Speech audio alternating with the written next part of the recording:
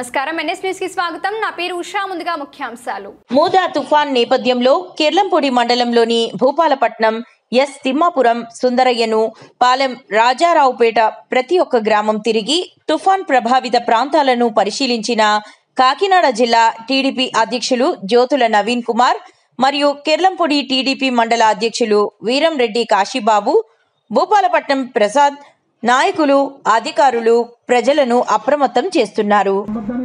అదేవిధంగా కొవ్వొత్తులు మంచినీరు నిత్యావసర వస్తువులు అదేవిధంగా మందులు ఇవన్నీ కూడా మరి పెద్దలకి అన్ని రకాలుగా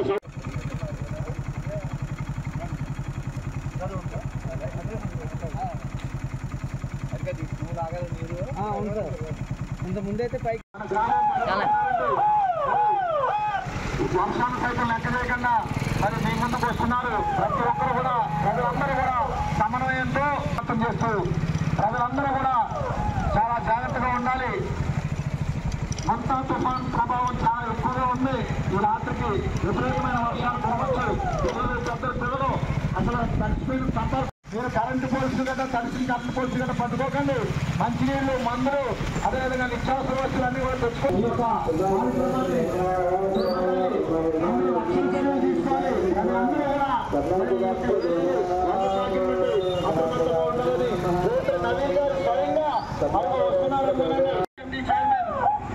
చంద్రబాబు ఏబాబు గారు వీరందరూ కూడా వస్తున్నారు అనుకోనండి. ప్రతి ఒక్కరు కూడా జాగ్రత్త పాటించాలండి.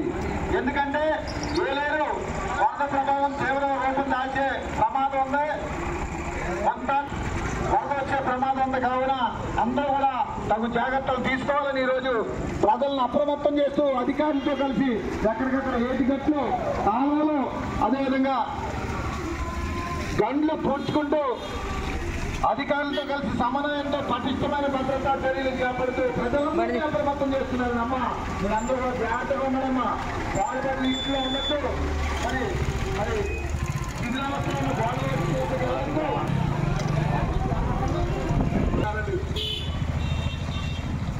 ప్రతి ఒక్కరు కూడా జాగ్రత్తగా ఉండాలమ్మా. భూపాలపట్నం గ్రామంలో